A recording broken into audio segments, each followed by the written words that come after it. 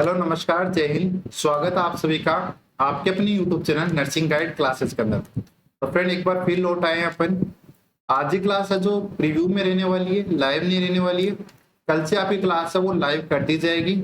Time है वो आपकी क्लास का लाइव का आपसे 7 बजे का रहेगा बेटा। अब से टाइम है वो 7 बजे का रहेगा। शाम को 7 बजे आपकी क्लास रहेगी डेली लाइव, ठीक है।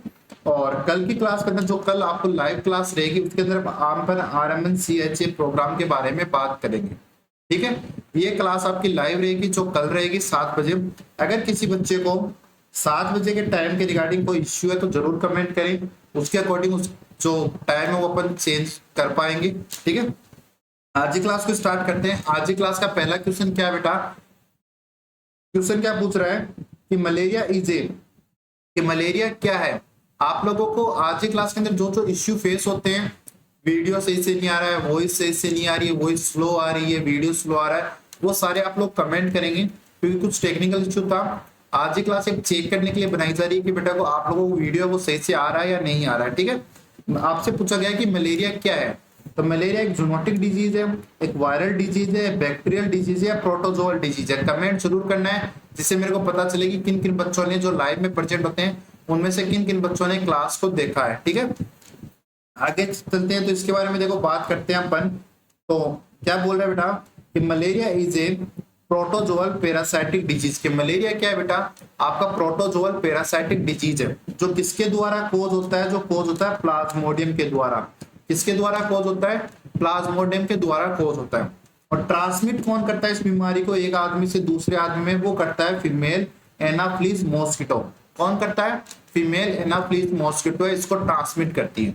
आपका जो प्लाज्मोडियम होता है, आपका जो प्लाज्मोडियम होता है उसकी 4 स्पेसीज होती है, मतलब उसकी 4 प्रजाति है वो आपको देखने को मिलती है।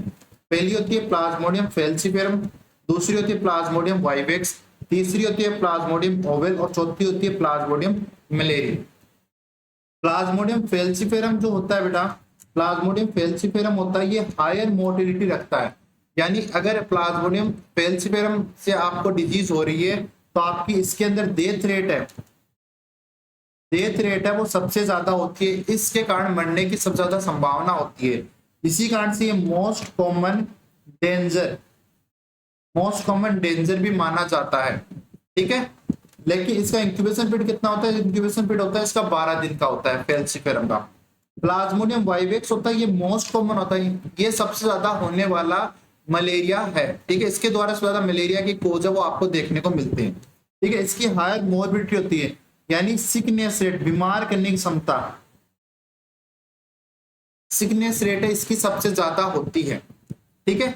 ये तो होता है आपका मोस्ट डेंजरस और ये होता है आपका मोस्ट कॉमन। ये सबसे ज्यादा तो वाइवेक्स के केस है वो आपको देखने को मिलेंगे, ठीक है। लेकिन अगर फेल्सीफेरम के हो रहे हैं तो इसके अंदर मृत्यु दर है वो सबसे ज्यादा होती है।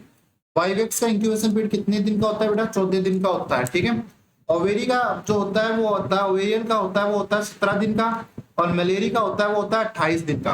तो आपसे क्या पूछा गया था, मलेरिया क्या है? तो मलेरिया क्या है? प्रोटोजोअल डिजीज है। क्या है? प्रोटोजोअल डिजीज है जो प्लाज्मोडियम के द्वारा होती है और फीमेल एनाफिलिस मॉस्किटो इसको ट्रांसमिट करता है। तो इन चीजों का आप ध्यान रखें। स्लाइड आपको ऑलरेडी आपके ग्रुप के अंदर पोस्ट कर दी जाएगी तो वहां से आप इसको डाउनलोड कर सकते हो।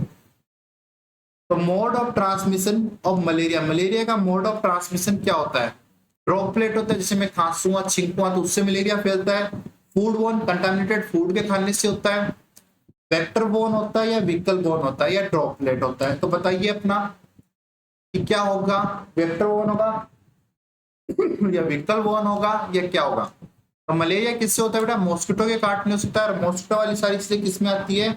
वो सारी आती है आपके वेक्टर बोन के अंदर आती है। और food bone, air bone, water bone, ये सारी किसमें आते हैं? ये व्हीकल के अंदर आते हैं, ठीक है। किसके अंदर आते हैं बेटा? ये व्हीकल बोन के अंदर आपके आते हैं। तो राइट आंसर क्या रहेगा? राइट आंसर इसके अंदर क्या रहेगा? राइट आंसर इसके अंदर सी रहने वाला है, ठीक है। कमेंट जरूर करना है बेटा, आप लोगों को कमेंट जरूर करना है, ठीक है। अगला क्वेश्चन क्या है? स्टेज ऑफ मलेरिया, मलेरिया की स्टेज कौन कौन सी होती है? हॉट, कोल्ड या sweating? Sweating, hot and cold, cold, hot, sweating, cold, sweating और हॉट। मैंने आपको एक ट्रिक बताई थी, क्या थी? छोरा, क्या बताई थी बेटा? छोरा होड़ सुम है, छोरा हॉट सू में यानी छोरा यानी आपकी कोल्ड, हॉट यानी गर्म, और सू यानी स्वेटिंग, सू यानी स्वेटिंग। तो ये आपकी स्टेज होती है किसकी, मलेरिया के अंदर। पहले कोल्ड स्टेज आती है, फिर हॉट स्टेज आती है, और फिर स्वेटिंग स्टेज आती है। तो अब देख लो किसके अंदर है। पहला नाम हमारा कोल्ड, तो ये रहा कोल्ड और ये रहा कोल्ड, ठीक है, ये दोनों तो आपके गलत हो गए।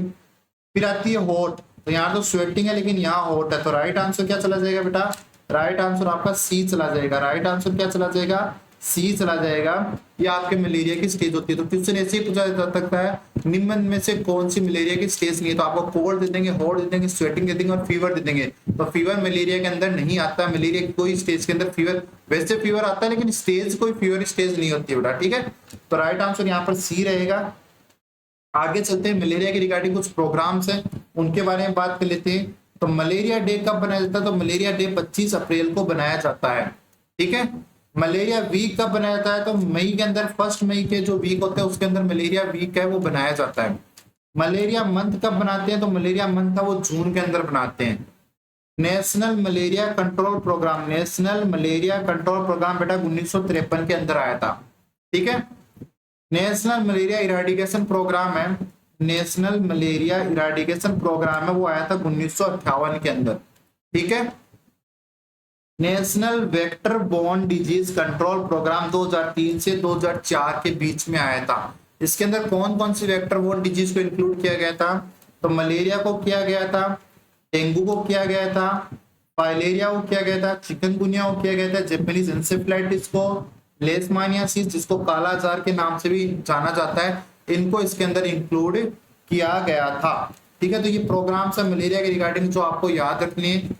आगे मैं चलता हूँ, तो मलेरिया के मैनेजमेंट की बात करूं तो मलेरिया के लिए जो प्रोफाइलेक्सिस होता है, ठीक है, मलेरिया के लिए जो प्रोफाइलेक्सिस होता है उसके लिए जो मेडिसिन दी जाती है वो होती है डॉक्सीसाइक्लिन है, वो दी जाती है। और ड्रग ऑफ चॉइस कौन सी होती है, क्लोरोक्विन या क्विन है, वो आपकी ड्रग ऑफ चॉइस मलेरिया की रहने वाली है। ड्रग ऑफ चॉइस क्या होती है, क्लोरोक्विन या क्विन है, और प्रोफाइलेक्सिस के लिए डॉक्सीसाइक्लिन मेडिसिन है वो आपकी इसके अंदर दी जाती है। तो इन चीजों का आपको ध्यान रखना है। मलेरिया के अंदर अगर क्वेश्चन बनेंगे तो बेटा इन्हीं के अंदर से क्वेश्चन बनेंगे, राजस्थान सीएचओ के अंदर, तो ठीक है। और याद रखना है कल आपकी क्लास है, लाइव क्लास रहने वाली है 7 बजे शाम को, जिसके अंदर RMNCHA प्रोग्राम के बारे में अपन डील करेंगे। तो टाइम को आप जरूर याद रखें, 7 बजे लाइव क्लास। फिर भी किसी बच्चे को टाइम के रिगार्डिंग कोई इश्यू रहता है तो कमेंट जरूर करें। तो आज के लिए इतना ही। आज की क्लास एक डेमो क्लास मान सकते हो, एक चेकिंग क्लास मान सकते हो, जिसके अंदर अपन लोगों ने चेक किया कि भाई जो टेक्निकल इश्यू था वो सॉल्व हुआ है कि नहीं हुआ है। तो आप लोग इसके अंदर अपना फीडबैक जरूर देंगे, ठीक है। फिर भी अगर आपको क्लास के अंदर कोई डाउट रहता है तो आप कमेंट कर दें, मैं या तो कमेंट बॉक्स के अंदर या फिर अगली क्लास के अंदर इसका आंसर है वो आपको दे दूंगा। तो आई होप आपको क्लास अच्छी लगी। क्लास अच्छी लगी तो क्लास को लाइक जरूर करें, चैनल पे नहीं हो तो चैनल को सब्सक्राइब जरूर करें। Thank you so much.